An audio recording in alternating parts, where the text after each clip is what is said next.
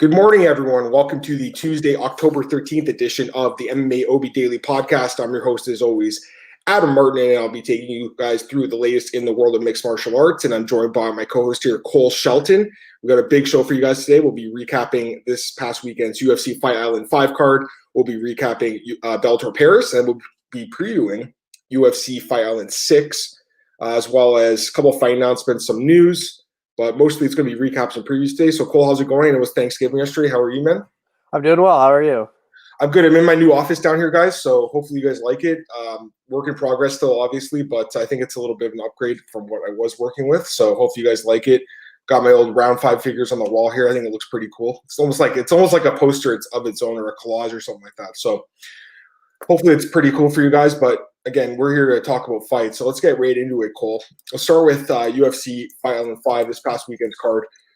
Honestly, a pretty tough card. I mean, a lot of upsets on this card, a lot of fights that I didn't really see playing out the way they did, but definitely a good card. I just want to get this comment really fast because it was Thanksgiving yesterday. Happy Thanksgiving, guys. Hey, happy Thanksgiving to you too. If you celebrate, for Canadian, if not, you're an American and you celebrate next month, that's cool too. But let's talk about this card, Cole. So main event of the evening, Cory Sandhagen gets the knockout, spinning wheel kick, knocks Moraes down, finishes it with punches.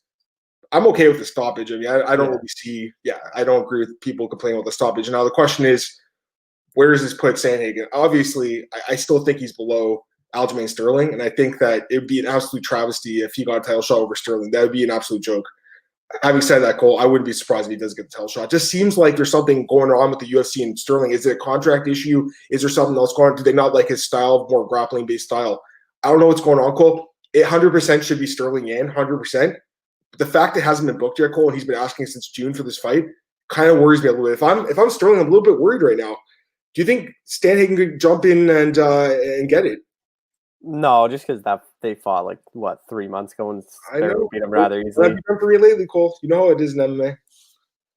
I can't see that happening. I thought if Moraes won, I thought Moraes is going to leapfrog Sterling, but yeah, if Moraes had won, possibly because he had the head-to-head win over Sterling, and obviously he had the win over Aldo in his last fight, and he kind of got screwed this year with COVID and everything too. And then the Yan fight fell off in Kazakhstan. He was supposed to fight Yan, as you talked about in your interview with him, Cole. So to me, he kind of got screwed a little bit, but he is still a good fighter in this division, but clearly he's not at the same level as a couple of these other guys right now. Like Sandhagen is a special guy, man. He's 5'11". He has this long reach too, so he's a very special fighter, I think, for 135. I agree with you, Cole. I think it should be Sterling, but I'm not going to be surprised if they actually give it to Sandhagen, man. I'm not going to be surprised. Or yep, TJ Dillashaw in January. For Sandhagen or for I wouldn't be surprised if he got a title shot right away. Maybe that'd be so bad. I don't think they like Sterling. It's almost like they don't like Sterling, dude. I don't know why though, because he seems like he's a marketable guy. He's a great fighter. I know he had some boring fights early in his UFC run, but the last bunch of fights he's looked great. So I don't get it, Cole. I mean, this guy literally every day is on Twitter saying, "Hey, when am I going to fight Peter Yan?" Doesn't get the fight booked. It's kind of weird. I don't know when they're going to put that fight in. Kevin Scott's got a comment. New backdrop's throwing me off. Yeah, get used to it, man. I'm in a new room now, so got to work on some stuff here. Lighting and the background's still a work in progress, but I think it's a small upgrade, so hopefully you guys like it. All right, so as far as that card goes, I mean, is there anything else you want to talk about that fight, Cole, or do you want to go through the rest of the card here? No, we can go through the rest. All right, 1 second. All right, so that was an important fight of the division. Now, the co-main event, Barboza and Amirkhani. I'm surprised that Amirkhani survived a full 3 rounds. Cole, he got dropped, I think, 2 or 3 times with punches, like straight punches too from Barboza, who looked outstanding in this fight. In my opinion, right now, Barboza's on a 3-fight win streak. I don't think he was really on a 3-fight losing streak. A lot of people were. That's why I think the line was in heavier, Cole. I think it should have been like minus 400 for Barboza in this fight. Like, I love the matchup for him, but as we saw, it was like minus 280, I think, at close. To me, like there's still value there on him as a big favorite just because the style matchup.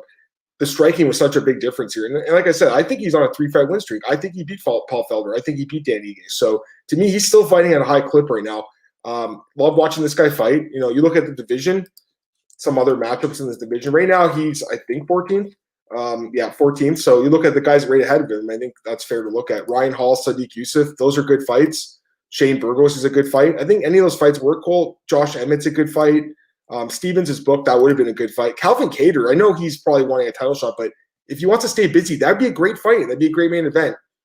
Any of those fights make sense. Is there one fight that you like in particular for Edson? Yeah.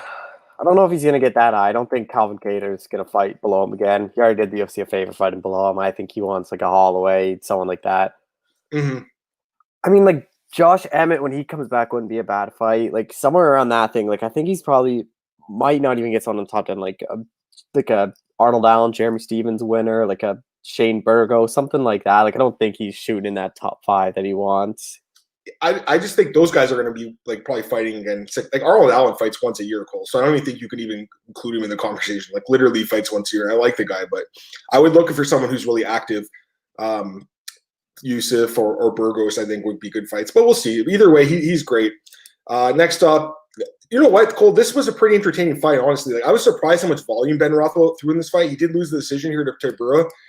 Tybura did what he had to do in the 3rd round to get the win. I don't blame him. I mean, he got the takedown. He rode it out for the decision. But the first couple rounds were actually pretty exciting. I'm just pulling up the stats here because, like, Ben Rothwell, oh my God, Cole, he threw 276 significant strikes. He landed 89. Tybura threw 183 and landed 94. So obviously the accuracy much in Tybura's favor, but pretty good heavyweight fight, Cole. I think a lot better than what we both expected, huh?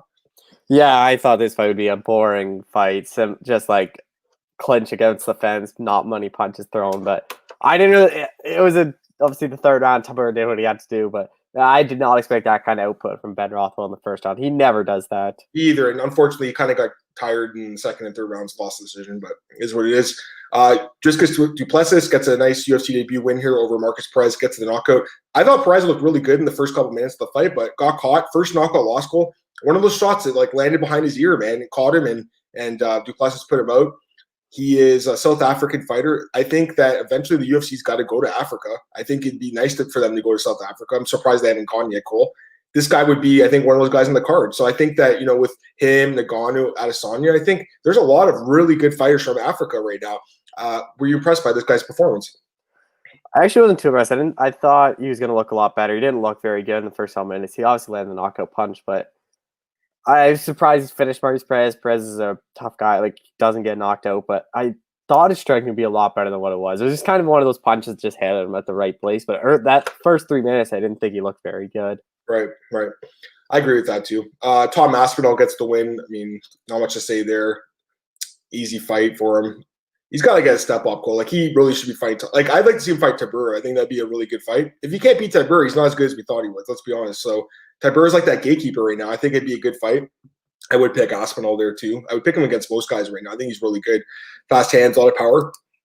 Opening up the main card, Ilia Topuria defeats Yusuf Zalal by decision. Big ups, not big upset according to odds, plus 135, but in my mind, it was a big upset considering Zalal had 3 wins this year. So I know that you didn't really see that one coming, Cole. What'd you think of this Topuria guy? Yeah, he impressed me. I was really high on Zalal. He looked really good so far at the UFC. I thought this is another good matchup for him, but man, Topuria, he's someone to watch out for, undefeated guy, and a win over Yusuf Zalal. He just kind of steals Zalal's hype, and he's someone that I would be surprised he gets a pretty, not a ranked guy, but like a notable name next time out. He does. I mean, Zalal won 3 fights, and they're meaningless now because Topuria beat him. So I was pretty impressed. Going down to the prelims here, Tom Breeze, great fight here for him. Man, it's hard to know what's going on with Tom Breeze. Like sometimes, he's got the issues he's talked about very openly with his mental health and stuff, and that's affected him, Cole. He's had to pull out of fights because of that. So for him to come in here and have a tremendous performance, I guess, against Buller. I know Buller had no UFC fights. And honestly, like, this was, me and Cole both picked him, and it was pretty much a fade on Breeze. And I think a lot of people were fading Breeze here. So it is what it is. But I thought Breeze looked outstanding. Cole gets the win with a jab. He knocks Buller down with a jab and finishes it off. You don't see a jab lead to a finish very often. I think it was the best performance of his career. What do you think? Yeah, he still looked good, but he's still someone like next time out, I'm still going to have to think about fading him just because you don't know what Tom Breeze shows up. Like, you get that Tom Breeze that shows up, or you get the one that showed up against Brendan Allen that didn't want to be there, didn't throw anything, and just kind of went up, got hit once, and just fell down to the canvas and didn't really bother fighting. Like, that's the problem with Tom Breeze. Like, he's been open, which is great about his mental health issues, but when you're picking and betting fights, it's kind of hard to. I just personally wouldn't bet his fights anymore just because you don't know what Tom Breeze is going to show up. Yeah, it's tough sometimes for sure. Chris Dawkins, another big upset here over Rodrigo Nascimento. I told you, Cole, this guy had a chance to win. I should have picked him, guys. My bad. Once in a while, I'll have one of these dogs that I really have a good chance, good feeling about. They have a good chance, but just chicken out at the end, and this was one of them, Cole. I thought he looked outstanding, man. 2 straight wins in the UFC. He actually had lost a lot of weight, I think, from his first fight. In 2 months, he lost a lot of weight. Looked like a different guy. My question is, can he get to 205? Because I don't think he weighed that much. I think he was like 227 or something. Do you think his future's at 205, Cole? I don't know. Maybe he just wants to be one of those faster heavyweights. I think 227s are like a lot where a lot of heavyweights want to be, like that 230 range. I think he's going to stay heavyweight. He's super fast in the division. I think he can pick apart a lot of these slow heavyweights. And he showed he has a lot of power. Like he was that Parker Porter win, I didn't really take much into it. I didn't. But this win is pretty impressive. Nascimento was an undefeated guy, and to drop him and finish him that quickly was pretty impressive. Yeah, I was super impressed too. He looked good in this fight.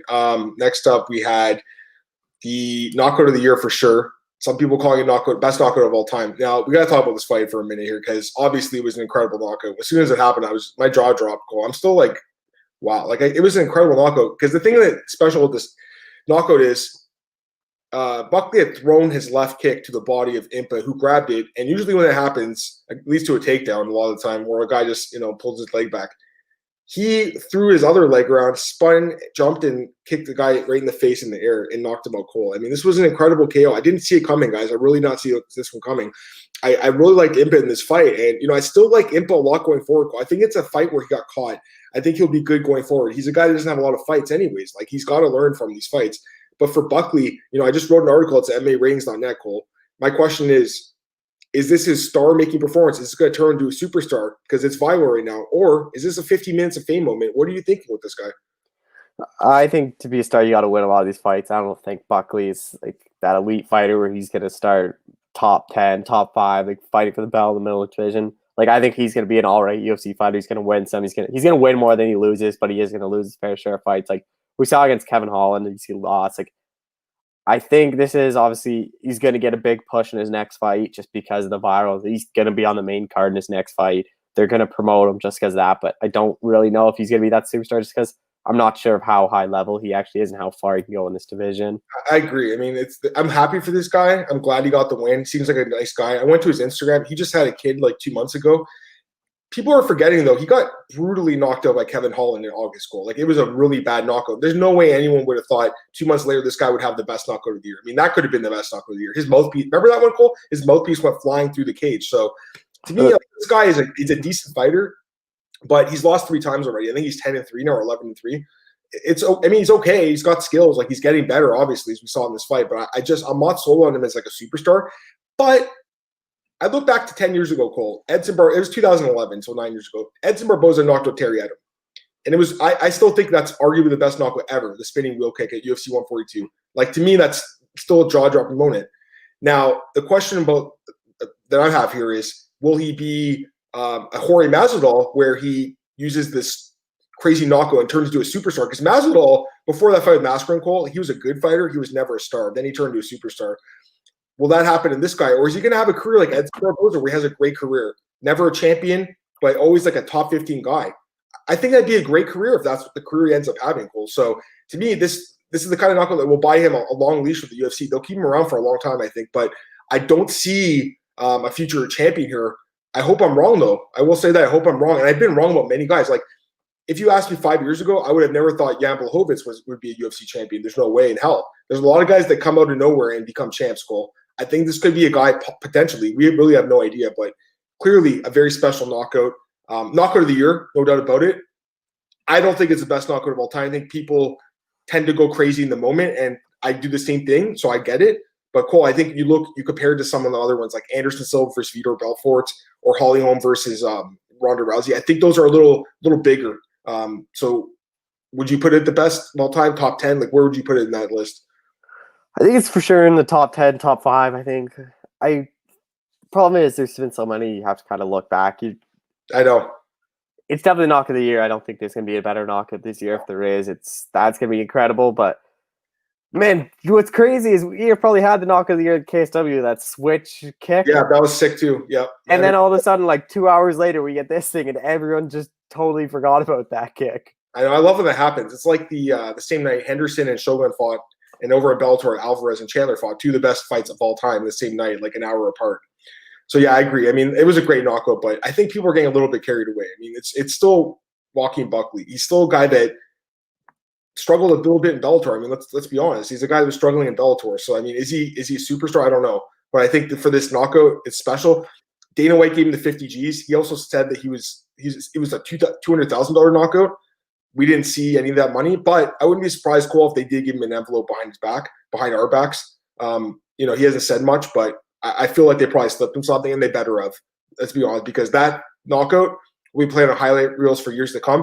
And it's a shame that these guys don't really own the rights to that stuff. Obviously, the UFC owns the rights to it, Cole. But, if you're Joaquin Buckley, that's something that you'll have, playing in your mind forever, and your family will see that forever. So it was a special knockout. Turn Up MMA, Adam and Cole, what's up? Hope you catch some bets. Did you ever check out Best Betting Sports Sister Site 5 rounds? You did mention that a couple weeks ago. Hope you're well, man. I'm assuming you're in your meeting, bro. But regardless, I hope you're enjoying the show. A couple more fights here. Let's get through it quick. Tony Kelly defeats Ali Al-Kiasi. Really good fight here. Tony Kelly wins a decision in this fight. Your boy Jessica Andrade picks up the decision winner over Omar Morales. 4 straight wins on the UFC for this guy. He's an underdog every fight, Cole. He is a really underrated guy. And like I said, once I saw your interview with him last week, Cole, I was like, I am not betting against this dude. I stayed away. I'm glad I stayed away, even though I did pick Morales. Tracy Cortez wins a decision over Stephanie Egger. I cannot believe the line closed at minus 147. She should have been minus 300 at least in this fight. This was an easy matchup for her. It's pretty much the only fight I bet in my head. The way it played out in the cage played out perfectly. That and the Barboza fight. This was a tough card, man. And then the first fight of the night, another great fight, actually. Tajir Ulanbekov defeats Bruno Silva. He's lost 3 straight fights now, Silva, but I think they'll keep him around. The guy's really exciting. That was a great fight.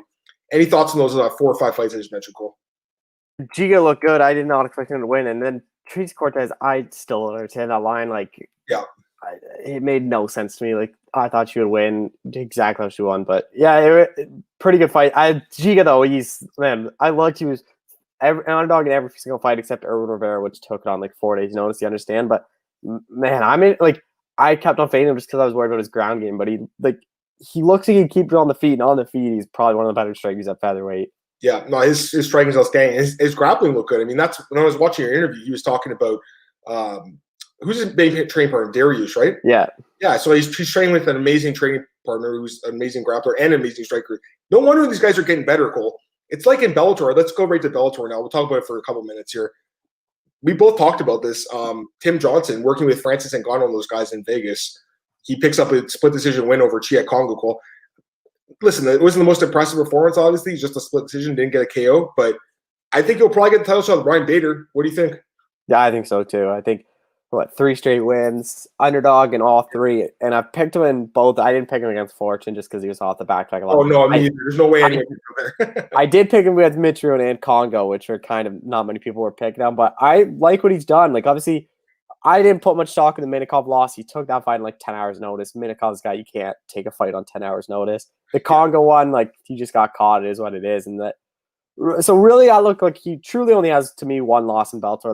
The Minikov, I just totally throw away. But he's looked good. It's a fresh matchup for Bader. Bader is going to stay in heavyweight now that he lost light heavyweight belt. It's going to be interesting. Just because Johnson's a good grappler as well, I do favor Bader in that fight a lot. But he definitely deserves that title shot. Yeah, I agree with that as well. Michael Page defeats Ross Houston. It was a split card. We'll just talk about some of the big fights in this card.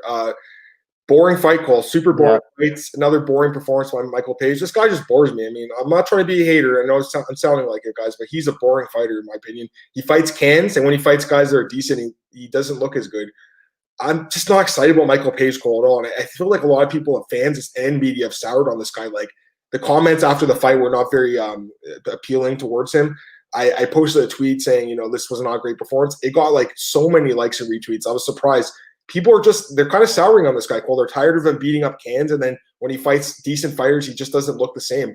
What are your thoughts on Michael Page, man? I'm honestly not too impressed with this guy.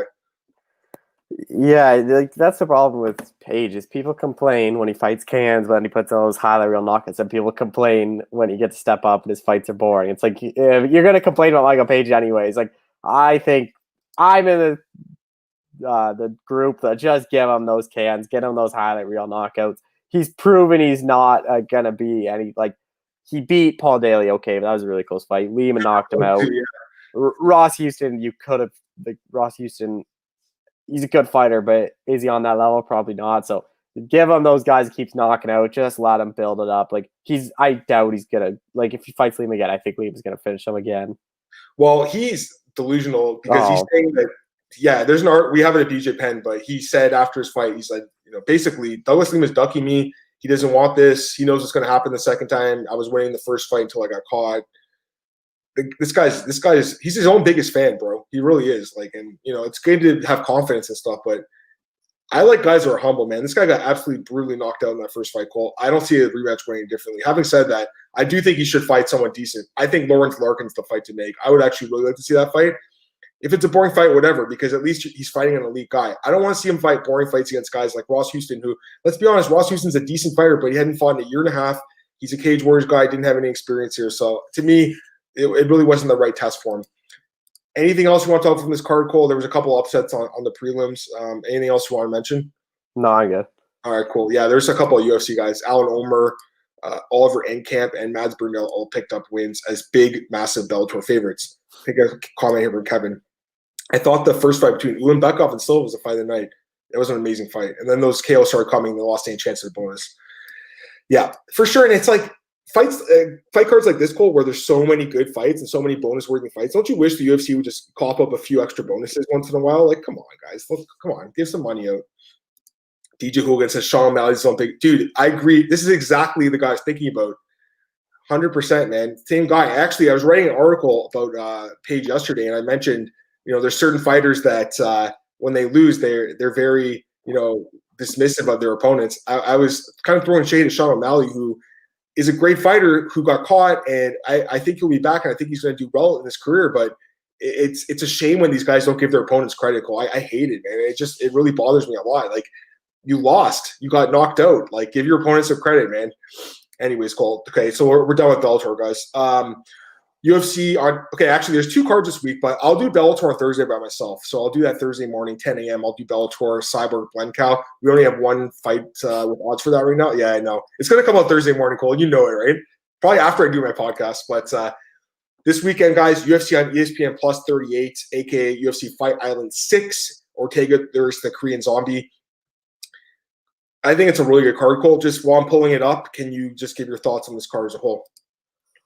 I mean, this is a fight I'm really looking forward to. It sucks it's the same night as the big boxing fight, Lomachenko-Lopez, which I really want to watch. So hopefully those fights don't interfere, because I think Lomachenko-Lopez is one of the best boxing fights. But this is one of, obviously, I'm going to be watching this one if they're on the same time. But this fight has had to happen for so long. I'm really interested to see what Ortega looks like. Pretty good, like, it's obviously not the best card. There are some good fights I want to see. There are some fights where it's like, whatever. But the main event is what's selling this card. I agree with that, Cole. It's so weird. I've been writing. I just did my preview yesterday. I wrote Korean Zombie versus Ortega, and then I realized I had to switch it around because Ortega's ranked 2. He hasn't fought in 2 years. He's ranked number 2. How is he not taking other rankings? He's a good fighter, but come on. To me, there's got to be like, Cole, like at some point where they say, you know what? We're going to take you out of the rankings because of inactivity. And I know this guy's had some injury issues and stuff, but I mean, come on. Anyways, this card looks pretty good to me. There's a lot of fights on here that I think could end in an upset. I'm definitely picking a couple. So let's get right into UFC Fight Island 6. Now, I'm going to use the Tapology bout order. They do list 7 main card fights, so I'm assuming it's going to be 6. So probably one of them gets bumped to the prelims. I don't know which fight that will be. But we'll start with the first fight they have listed here. It's a lightweight bout between Ferrous, Dion, and Jamie Malarkey. And right now we have very close odds. Malarkey minus 140, ZM plus 120. Who's your pick? I like Jamie Malarkey here. He looked really good against Brad Adele. That was one of the best fights. And he took a lot of damage. And I actually like him taking a year off just to heal up his brain and whatnot, because he took a lot of damage in that fight. Ferrous didn't really impress me that much. He also hasn't fought in over a year. Lost to Don Madge. Pretty lackluster fight. I wasn't even super high on him getting into the UFC, and then that fight kind of made me not really high on him. I actually really like the odds of Malarkey. I think this is I really like Malarkey in this fight. I think he's the better striker. I think this is going to be a striking matchup. I think he hits more power. If he could take Brad Riddell's punches, I can't see ZM landing anything hard, because I think ZM's punches aren't that hard. I don't think he hits as hard as Brad Riddell. So I think Malarkey's going to be able to just walk down ZM, kind of peg him apart. Will he be able to get a knockout? I'm not too sure, but I like Malarkey, and I think this is a pretty good price to pay for him. Yeah, this is a pretty competitive fight, I think. I feel like ZM can have a better performance. You look back at that fight with Don Madge, who, by the way, is a very underrated fighter. I'd love to see him be more active. I don't know what's going on with him, probably injuries and stuff. But looking at the stats for that fight, he landed 10 significant strikes in 50 minutes. That is pathetic. Are you kidding me? That's terrible. So to me, that's a massive issue here against a guy like Malarkey, who is a volume striker. I mean, he landed a lot against Brad Riddell. And to me, he's a lot tougher. I like Malarkey here, Cole, as well. Now, having said that, it's just one of those fights where I feel like this guy's Yam could have a year off and come back as a different fighter. So I'm staying away from this one, Cole, because Malarkey is a guy that he has lost 3 times. Both guys have. So he could lose this fight. But overall, I lean towards him slightly just because that Riddell fight, quite frankly, that fight was incredible. People should go back and watch that fight if they haven't seen it. So my pick's going to be Jamie Malarkey, but it's not really a fight that I'm interested in betting on personally. I think there's some other spots in this card I prefer. Jamie Gidley, hey, what's up, man? Hey, guys, hope you're doing well. You too, buddy. Hope everything's well. All right, so next fight, Cole, Said Nurmagomedov against Mark Striegel at 135. Right now we have Said Nurmagomedov minus 425, Mark Striegel plus 340. Who's your pick? I like Said Nurmagomedov, but it's dog or pass. I like Nurmagomedov. I would only really like him at like minus 170. I think this is a close fight than the odds does. I think the last name is what's getting a lot of people just to blindly go, oh, Nurmagomedov, let me just throw him in my parlay. Just like stuff like that that's getting is like he's coming off a loss to Ronnie Barcelos, which all right, isn't a bad loss, but he does have some good wins.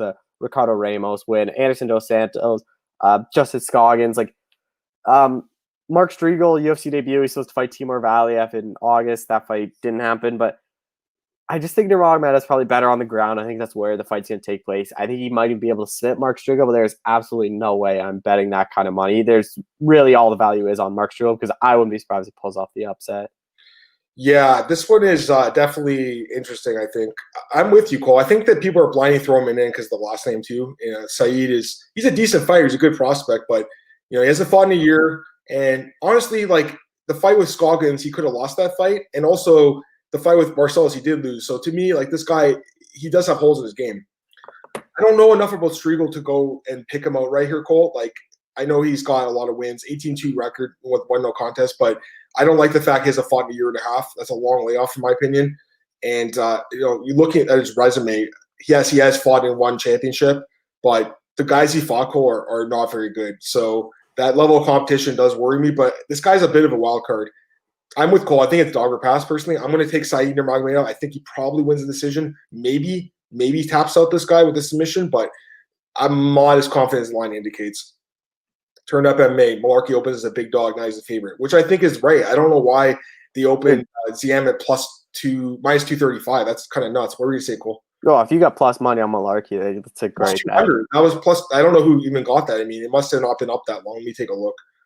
See how long. Like if you look at the line, literally. Oh, I see what happened. I think it might have been a misprint, guys, because I'm looking at it right now.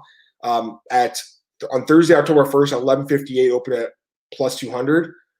At a couple hours later, it went to minus 105. So it might have been a misprint. Either way, if you got plus 200, that's a great bet. I would, if Malarkey's plus money, for sure you got to take a shot at him because he should be favored. I just think at minus 140, it's a little more of an iffy fight for me. Kevin Scott, when you get there, is Andrade's line doesn't make any sense. We'll talk about that fight in a few minutes. I don't want to spoil anything. Let's go to the next fight here, Cole. It is a light heavyweight bout between Gadzhimurov Antigulov and Maxim Grishin. I'll tell you guys, this to me is the worst fight in the card personally. So I'm not really excited about this one. Right now we have Grishin somehow is a huge favorite, minus 365. Gadzhimurov Antigulov plus 305. What are your thoughts on this fight, Cole? Honestly, I'm not excited about this fight at all. This is the worst fight in the card. Yeah, I don't really expect much. I like Grishin here. I don't really put much stock into his UFC debut. That's up heavyweight against Marcy Deborah, who just out wrestles everyone. Back to light heavyweight where he should be. I think he's actually a pretty good light heavyweight prospect. I am pure fade on Antigulov. Antigulov's last 3 fights, first round losses to Ian Kutalaba, Mikhail Olszewczuk, and Paul Craig. I'm not really high on Olszewczuk that much. Paul Craig, if you get tapped out that early, and then even Jan Kutalaba to finish the first round. I think Maxim Grishin can take him down to the ground, submit him probably first, second round, get his first UFC win, and Antigulov gets cut. I love you, Cole. How can you call a guy a prospect, though? He's 36, bro. He's 30. He's older than me, man. He's not a prospect. Come on. He's not a prospect. Well, who did I say prospect? You say Grishin. I didn't mean to. Okay. I was like looking at his age. I'm like, what? Cole, come on. I don't know, guys. Like, listen, the fight with Tibur, absolute trash. He survived, so good for him. The fights at PFL were not that exciting either. I just think this guy, he's got that boring type of grinding style that you can win fights with, and I think that's what the odds makers are seeing here. Gadzhimurov Antigulov, I think he's got about 3 minutes of cardio, maybe last 2 minutes of cardio. This guy has one of the worst gas tanks in the division.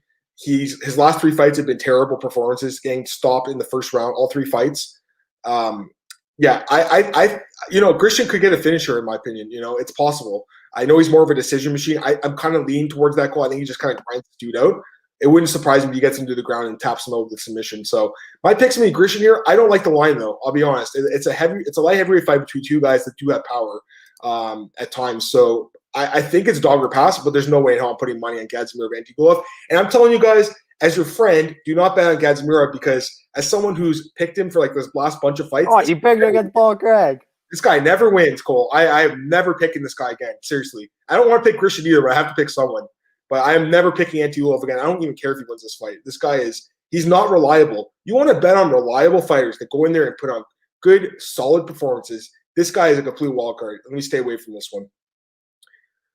Next up, Jong Young Park against John Phillips at 185. Right now we have Jong Young Park minus 255, John Phillips plus 215. Who's your pick? Again, this card is like, I don't love these lines. I don't think this line should be that wild. Like, I picked Jong Young Park because it really comes down to can John Phillips land the knockout punch. I don't see it happening. I think Park is a lot faster, better footwork. He hasn't been caught before. The way to beat Jong Young Park is to submit him. John Phillips has absolutely no takedowns or no takedown defense. I wouldn't even be surprised if Park's the one to initiate the wrestling here, just because on the feet, I think it's pretty even. I like John Park, but again, way too high of a line, but I wouldn't even bet on John Phillips. So I think this is just a pass of a fight. I think I like Park probably on a decision. Maybe he ends up finishing like a ground and pound or something, ground pound John Phillips out. Yeah, kind of weird matchmaking here. John Phillips he's really struggled in the UFC. 1-4 record. The last fight with Khamzat, it was an absolute mauling. Now, he did have the win over Amidowski, which shows that at times this guy can land that big punch. That's pretty much his only weapon, Cole. He's got that big right hand. So, or it was actually an overhand left, excuse me. But still, he's got his ability to knock someone with a punch, and that's all he can do. Otherwise, he's a very limited fighter. Jong Young Park, I think he's looked pretty good in the UFC. The Barrio fight, looking back, that's probably a better win than looked at the time, Cole, because Barrio looked really outstanding in his last fight against Pichoda. And then the Hernandez fight, yeah, he did lose that fight, but, Hernandez is a decent prospect. This guy has fought a decent level of competition over in Asia. Overall, I think he is the better fighter. I don't love the line, but I think he wins this fight, guys. And most likely he does stop John Phillips. I don't think John Phillips is going to be able to go the full 3 rounds. Looking at his career, how many decisions does he have? Not many. Like the fight with Jack Marshman where neither guy did anything with the full 3. They were like friends or something. They had a lot of respect. There was nothing going on in that fight. I think this fight probably ends at a distance. I'll take Jong Young Park, Cole. Looking at John Phillips' record, the submissions are a problem, so I'm probably going to take him by submission. That'll be my pick here. I do like Park. I just wish the line was a little bit tighter so you could bet on it. Jillian Robertson against Polyana Patel is next up, 125. I think you interviewed Jillian, if I'm not mistaken, so you can talk about that later. Right now we have Jillian Robertson is a minus 235 favorite, Polyana Botello plus 195. Who's your pick? I don't understand this matchmaking at all. I thought Jillian Robertson was going to get a ranked girl. Paulina Botello, although she has looked okay in the UFC, she hasn't really fought. Look at who she's fought. Laura Mueller, Suri Kondo, Pearl Gonzalez. And then she lost to Claudio in the first round. I honestly don't think any of her wins. I don't really know if any of those 3 girls are still in the UFC at all. I know Pearl Gonzalez isn't. I like Jillian Robertson here. I expect her to finish this fight rather quickly. I think she's going to take Botello down. I think she's either going to smith her or similar to Sarah Ferrota, just get on top mount, just land down elbows and punches. It is a pretty high price to pay out. I think Robertson's a pretty good parlay piece if you want to do something like that, but I think Robertson inside this is minus 130. Normally I like picking like a TKO or submission, but Jillian Robertson, you don't really know. She sometimes goes to the submissions, sometimes just tries to ground pound someone out. So I think minus 130 for Robertson inside this would probably be my bet on this fight. Yeah, no, I really like Robertson here for sure. I'll be honest, I definitely slept on her in the last fight against Casey. I thought that'd be a good fight for Casey. She proved to me that she is a dangerous fighter, and I like how she bounced back from the loss to Barber. Like, she bounced back really nicely. She's still super young, 25 years old. She has a lot of experience for her age, and she's had some amazing fights in the UFC. I mean, she's had some hiccups though, Cole. Like, she's not unbeatable. She can definitely lose. I think that's probably why they slowed their roll with her. I agree. I thought she'd get a top 15 opponent at least, but they're kind of going slow with her right now because they did see the fight with Barber and the way she lost, I guess. Botello, I haven't been too impressed with her. I know she's got a couple wins. The Kondo win was nice. She did knock her out in that fight. But the fight with Calvillo bothers me a lot. I mean, getting submitted in the first round. Jillian Robertson's ground game is super dangerous. I think she wins by submission, Cole. So that's my pick here. Jillian Robertson by submission. Minus 235. I like her here, Cole. I like her quite a bit. So I would play Jillian Robertson in some capacity. Either you play her straight, parlay, or you look at a prop like Cole mentioned. I like her a lot in this fight, guys. I think she wins for sure. Jillian Robertson by submission. Let's get Team Canada back in the winning ways. All right, now the next fight, according to Tapology, is on the main card, but they have 7 fights listed on the main card, so this might be a prelim. Either way, a very anticipated UFC debut here called for Matthias Gamrot as he takes on Guram Kutadladze. This was a tough one, guys. I'm just going to call him Guram. This is a really tough one. Apologies, guys. Gamrot right now minus 290 and Guram plus 245. I want to see you try the last name, but give me your pick on this one. Yeah, I'm not trying that. I don't love the line again. Like I keep on saying this. Like Gamrot's good. Like he has 2 wins over Stormer Norman Park, which is good at KSW. He has that no contest to Norman Park. He's a really good striker, a lot of knock power. What I really like about him, he's a really good grappler. Like he was at the 2019 ADCCs. Lost to Gary Tonin in the first round, which isn't a bad loss. We obviously know how good Gary Tonin's jiu-jitsu is. So he's someone, if you even qualify for ADCC, you're really good at jiu-jitsu. So he's a very well-renowned fighter. I think he's better on the feet than Guram. I think he's better on the ground than Guram. I think he's going to finish Guram eventually. We've seen him get submitted early on in his career. That was in 2015. Since then, just relied off a bunch of wins. No real notable guys, but I like Gamrot here, whether it's by knockout or by sub. I like him to finish this fight. But again, it's kind of a high price to pay for a UFC newcomer. If you're going to bet against the guy, at least try his last name. Come on. Give me one time. Let's go. Come on. Got to hear it. What, Kutadladze? Oh, I think you probably got it. That's probably what it is. I completely butchered it, and I apologize again. That's a tough one for me. I'm with you, Cole. I like Gamrot too, but again, UFC debut, kind of short notice. And I think Guram's a bit of a wild card too. I mean, what do we really know about either of these guys? Gamrot, we know that he is dangerous. We saw him in KSW. I mean, the guy's good, but Guram, I don't think a lot of people probably have seen a lot of his fights, Cole. And he's coming off a nice win streak here, Cole. 8 straight wins. I don't know. I mean, I'm going to pick Gamrot. Everyone's talking about this guy. Everyone's saying this guy is the next big thing. I tend to see that as well from what I've seen from him. But this Guram guy, just based on a quick look I've took at him, he looks kind of dangerous. My pick's going to be Gamrot. I'm going to look into Guram a little bit more this week. But I don't love the odds against a guy like this, Cole. Would you say it's dog or pass then? Not really, because I think Gamrot probably does win, but I'd have to look for something, maybe like a Gamrot inside distance, or like maybe you don't even play that and you do like in over 1.5 or something, so you get both sides. Because I don't think this fight will end in the first round. I think it's going to go second, third round. Yeah, we'll see what happens there. Next up, we have Claudio Silva against James Krause. I actually really like this fight. This is a good fight. Right now, we have James Krause minus 170, Claudio Silva plus 150. Who's your pick? The James Krause or Claudio Hannibal Silva? I like James Krause. I got a chance to talk to him. 2-week notice, short fight. 2-week notice, short notice. But this is basically like a full camp after his last fight taken in 24 hours. But I like James Krause here. He's been to Fight Island. He knows what Fight Island's like. He's coached a lot. And what's really intriguing is he said if he didn't fight now, he wasn't going to fight for the rest of the year just because he's so busy. He has like Megan Anderson's title fight. He has Grant Dawson. He said Tim Elliott's getting a fight soon. So yeah, you have he's obviously a really busy coach. And the thing is, even though he's not fighting, he's always active. He's always in the room training because he's helping prepare his like Grant Dawson, Anderson, all those kind of guys. So he's always in shape because he's always training. So he's always ready. That's why he's open to these short notice fights. And Claudio Silva, I think, plays right into what James Krause wants to do. Claudio Silva likes to go down and submit people. You aren't going to submit James Krause. James Krause is so hard to submit. I actually think James Krause is the better submission guy. And I think James Krause has better cardio. I think if Silva can't get Krause out of there in the first round, he's going to be in trouble. I won't be surprised if Silva wins the first round and Krause wins the second or third. I like James Krause by decision.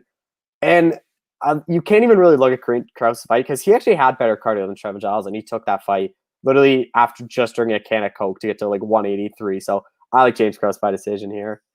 Both these guys are really good, man. James Krause and Claudio Silva have been money trains for people. If they've been betting on them, it's been mostly money trains the last couple of years. James Krause, I mean, the guy's blessed physically, 6'2", 75-inch reach. He's a long, lean guy.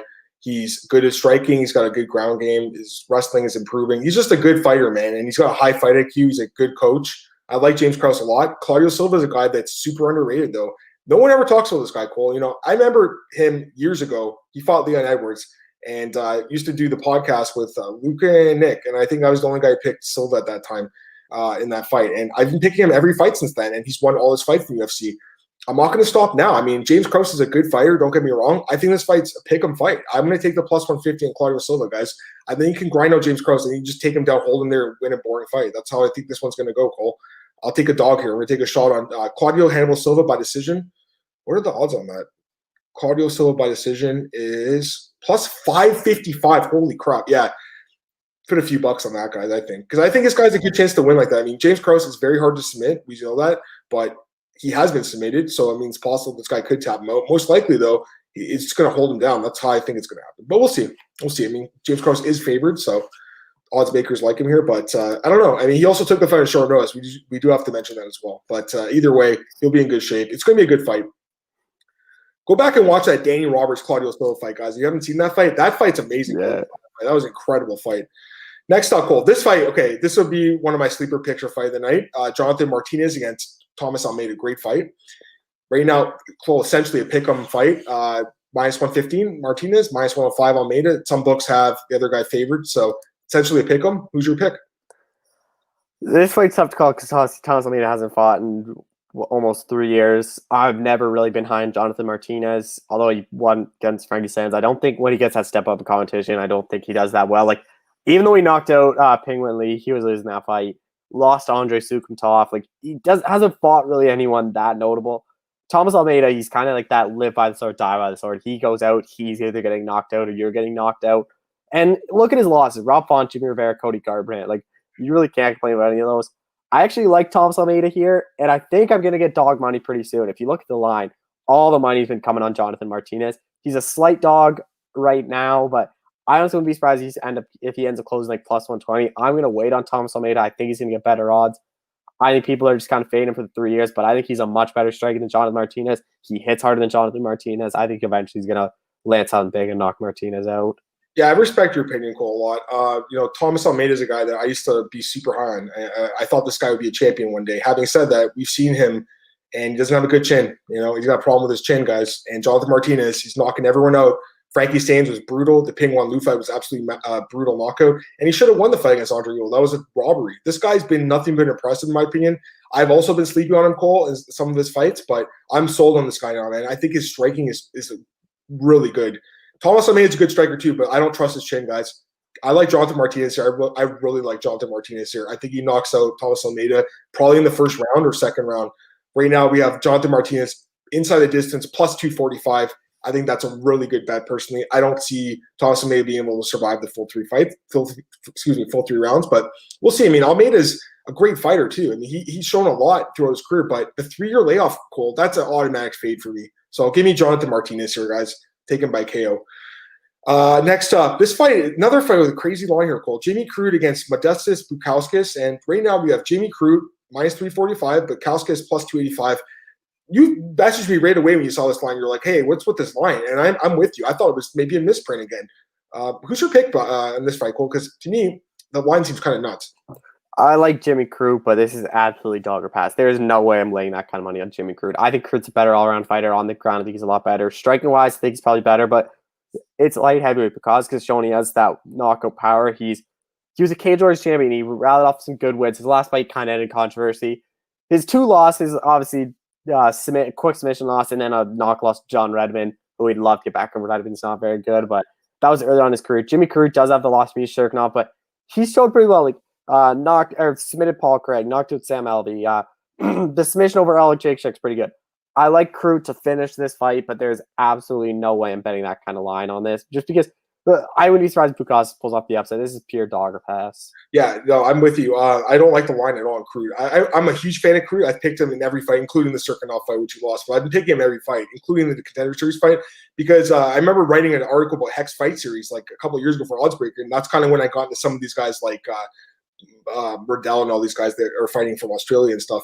I'm a fan of this guy. I think he's great. I think this line is stupid. I think Bukowski is getting no respect here. He's a guy that's on a 7-fight win streak right now. He's finished all his opponents.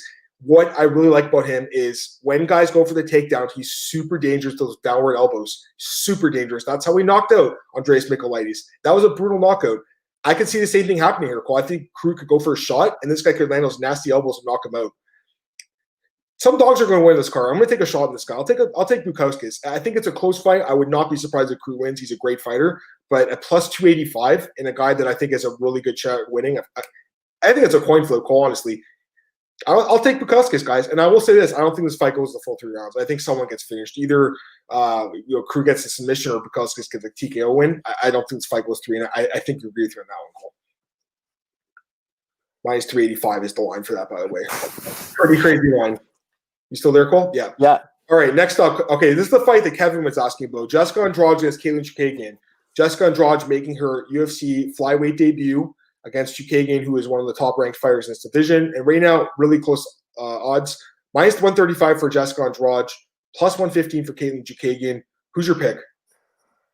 I'm not going to make Kevin happy. I like Katlyn Chookagian in this fight. I actually like her a lot. I think this is very similar to Andrade and Namajunas, but Katlyn's bigger Katlyn has an 8-inch height advantage and a 4-inch reach advantage, and her footwork is one of the best, in all of the women's divisions.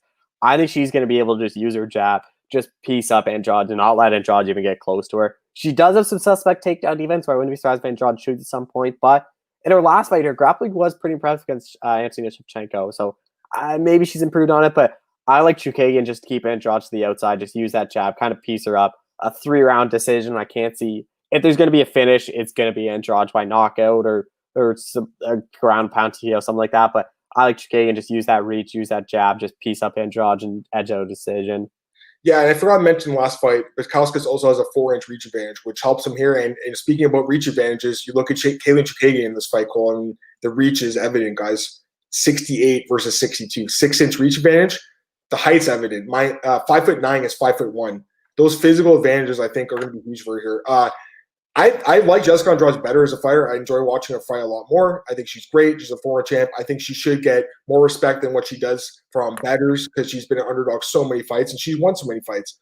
I just think stylistically it's a bad fight for her, Cole, against a fighter who is arguably the best fighter in this division outside the champ Valentina. Like, the fight against Antonina was her best performance. She looked incredible. She looked like she had a fire lit under her, and she wants to get back there. She was embarrassed in that title fight. It was an embarrassing loss. She got absolutely tooled in that fight. I feel like, Cole, the size is just going to be too much for Andrade to overcome. I really like Jessica a lot. I met her after she won the title. She is a great person, and I like her at 115 a lot more, though, Cole. I think 125. This is why they matched her up, because they were like, you know what? You want to fight 125? Go fight Katlyn. And if she wins this fight, Cole, she will get a title shot, in my opinion.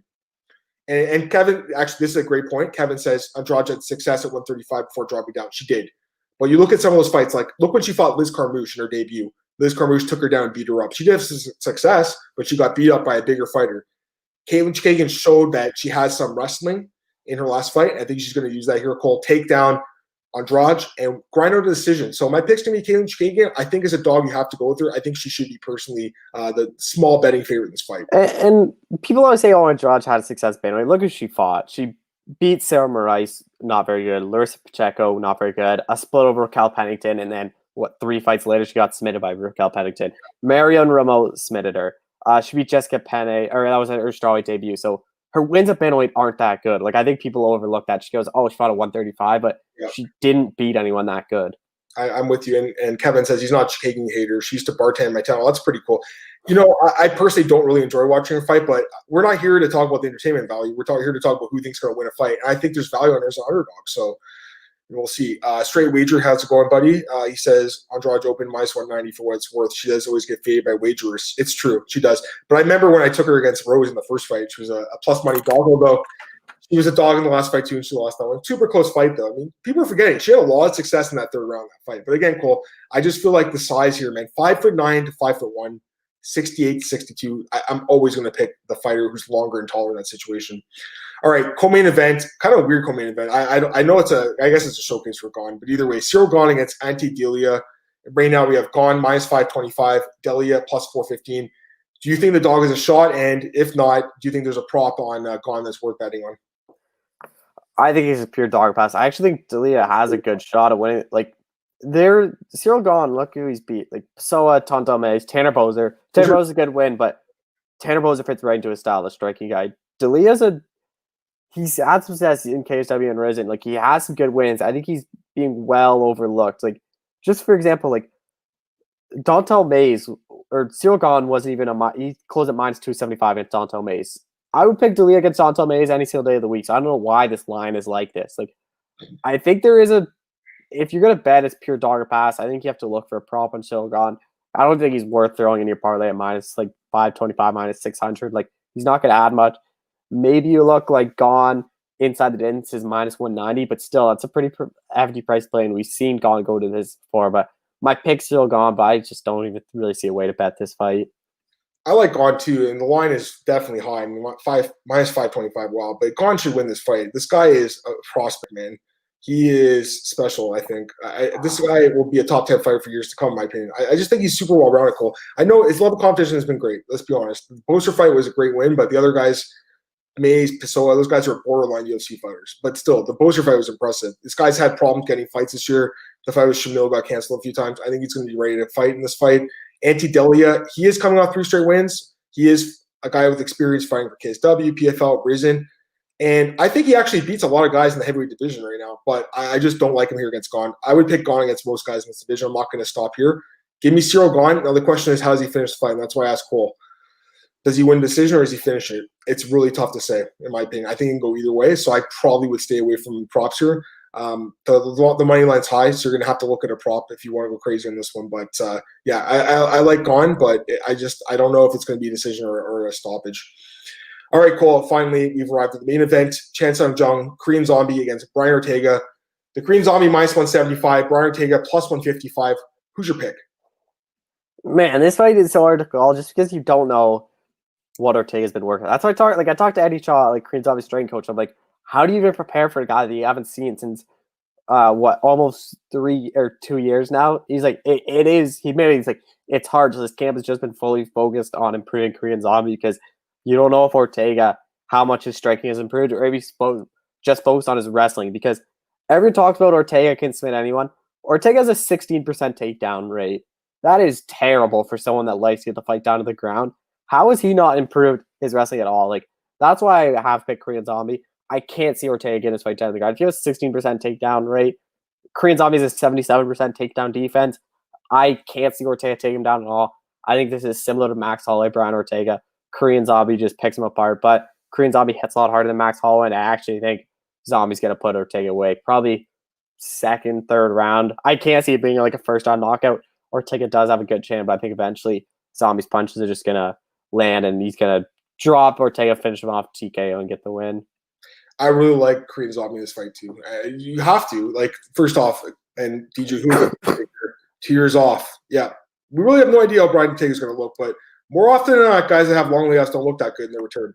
I like Brian Ortega a lot. He's a good fighter. I just don't like the matchup for him. Here's the problem, Cole. Zombie's never been submitted, and Ortega is a submission artist. He could knock him out. It's possible. And the thing about Ortega is some of these knockouts he has are kind of the crazy ones, like the one against Clay Guida's a knee that came out of nowhere, or the one against Edgar, the punch that came out of nowhere, right? That's the kind of knockout that could knock out Zombie. You look at the George Root fight. You look at the fight with Yair Rodriguez. He gets caught with these crazy strikes and gets KO'd. Other than that, I like him here. I mean, the only way he loses is if he gets caught. Other than that, Cole, I think he wins everywhere. I believe he'll be able to keep his fight standing. I think Ortega's going to have a problem getting to the ground, and I see him battering on the feet just like the Max Holloway fight. I didn't even realize until I was looking at the stats last night, Max Holloway landed 290 significant strikes in that fight. I was at that fight. No, you were too, Cole. That's the UFC record for most strikes in a fight, 3 or 5 rounds. It's 290 significant strikes. So Ortega hasn't fought in 2 years. He doesn't have Henry Gracie in his corner, his cornerman, Cole, who tested positive for COVID. He's not going to make the trip over. I think that it's another thing to keep in mind. Overall, I like Zombie a lot. Now the question is, does he finish or does he get a decision? I'm leaning a finish. I think he will knock him out. I don't know when it's going to happen, though, but you look at Zombie inside distance, -105. You look at fight doesn't go the distance, -300. I think you could parlay that, I think, because I don't see this fight going the full 3. Kevin Scott. Regarding gambling on big favorites, I've recently changed my approach from stuffing their parlays together, betting on their method of victory, and been much more successful. And Straight Wager says, straight wager your plays, Kevin. Read the benefits of being a profitable wagerer. I like that, guys. Good positivity in there. And I'm with you guys. I mean, yeah, some of these big favorites, most often you have to look at a prop to really get maximized value. All right, Cole. We only have a few minutes left now. There's a few things I do want to talk about. Let's talk about Conor McGregor. So right now it looks like the Poirier fight is a possibility, but now there's Manny Pacquiao in the mix. He signed with Paradigm, Cole. What's going on with Conor McGregor? Do you think they're going to get the fight done with Dustin Poirier, and do you think it'll get done before the end of 2020, or do you think something else is going to happen with Conor? Well, that's a big thing. Conor basically said it's Poirier in 2020 or I'm boxing Manny Pacquiao. Like, it's 2020 or bust. So if the UFC has to be stupid. Poirier said I'm good for November or December. November right now obviously has the 2 title fights, Shevchenko, Maia, and Figueiredo Perez. If you put McGregor on that fight, that's massive. Like, and then you put the flyweight division, a lot more eyes are going to be on the flyweight division because you have McGregor. The problem is, does the UFC want to pay all those pay-per-view points? Because the champions get pay-per-view points. You know McGregor's going to bring all those in. The December card, right now you lost Usman Burns. Maybe you put McGregor, you only have Nunes Anderson. Yeah. Maybe you just give Nunes that bump and say, look, you've been such a good champion. You can be on the McGregor card, get your pay-per-view points, get some more money because you're on the McGregor card. And end of the year with McGregor Poirier. It should happen. Will it happen? I don't know. I'm kind of like 50-50 whether or not it happens.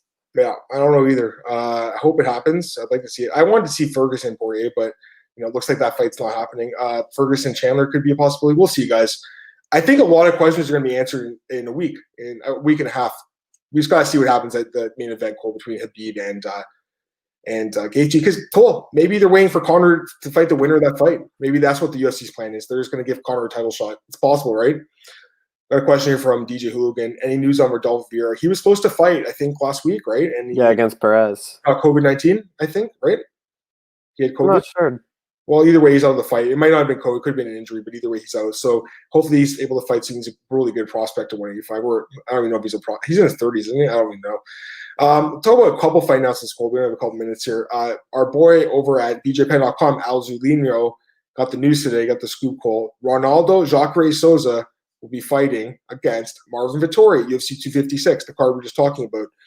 Love the matchmaking here. I definitely like it for both guys. First off, Jacare, he's not ranked in the top 15 because he went to light heavyweight, but otherwise he would be ranked. He'd be in the top 10. Considering he has that KO win over Weidman, who's I think number 9. So I think Jacare would probably be about 8 in the division, and Vettori wanted to step up. I like the fight a lot, Cole. I'm not going to give a pick right now, obviously, but what do you think of the matchmaking? Yeah, he was actually supposed to fight Omari Akhmedov on the card. This is the rematch. I'm not sure why Akhmedov withdrew, but this is actually a better matchup for Vettori. Like, not stylistically wise, they're pretty similar, but just a bigger name. A winner of Souza is way more weight than Omari Akhmedov is coming off lost to Chris Weidman. So good step up for Vettori. Pretty good fight. I honestly don't really know who I'm going to pick. I'm trying to see what the odds are like, because I actually could see both. I could see a case to have both guys as the favorite. Yeah, it's a great fight. I like when you don't really know who's going to be favored in the fight. The other fight, and this is a guy you're really high on, Cole, is Orion and Cosce. He'll be taking on Nicolas Dalby. What do you think of this matchup? Because I know you're really high on this prospect. Yeah, I like the Cosce brothers. They're both really good guys. They're both really confident. I don't think a lot of people are going to like them. They're both really cocky, confident guys. They both said, we're going to have both belts. We're going to win both the welterweight and lightweight titles on the same day. And then he's going to vacate welterweight. He's going to move up to middleweight. I'm going to win the welterweight, and he's going to win the middleweight. We're both going to be champs. And they're both COD guys, but a good matchup. Nicolas Dalby, we saw obviously got knocked out Jesse Ronson. He's a guy that is a good UFC welterweight. Let's see how good this Cosce guy is. If he beats Dalby, he's right up there. You can get like a top 20 guy. I like it too, Cole. I think that's it. I mean, we have a minute left, so go ahead and plug all your stuff, Cole. I know you have a great show this week for your fans over at BJ Penn Radio. Yeah, Twitter, EchoShow91 this week. The show is Jan Blachowicz, James Krause, Jillian Robinson, Modestas Bukauskas. So I have fighter picks in the main event. And yesterday I had talked to Eddie Chaw, so that's up there. Korean Zombie Striking Coach with the game plan for this fight. Good job, Cole. Yeah, Cole's killing it, man. He's grinding, and go and check out his podcast as well, guys. For me, you can follow me on Twitter at MMAdamMartin. Of course, I'm available at MAOddsbreaker.com. We have the podcast available on our YouTube channel as you guys are watching. Also, it's on Spotify, iTunes, Google Podcasts. Try to get out there as much as I can. So if you guys can spread the word, I appreciate it. Love doing the show with you guys every Tuesday and Thursday at 10 a.m. here on MMAOddsbreaker.com. Now, the other thing I want to mention is my article at MMARatings.net about Joaquin Buckley. I appreciate you guys check that article out. Again, I ask, is he going to be a superstar or is he going to have his 15 minutes of fame? And also BJPen.com, we have a ton of news. We got about 30 seconds left. Cole, is there anything else you wanted to throw out there before we get out of here? Nope. Okay. And I got straight wager said, thanks, guys. No, thank you, man. Really appreciate it. And I know who you are, bro. We've talked on DM, so I really appreciate you checking us out, man. And I hope your cousin's doing really well as well. Have a great day, guys. I'll be back Thursday at 10 a.m. I'll be breaking down Bellator, Chris Cyber versus Arlene Blanco.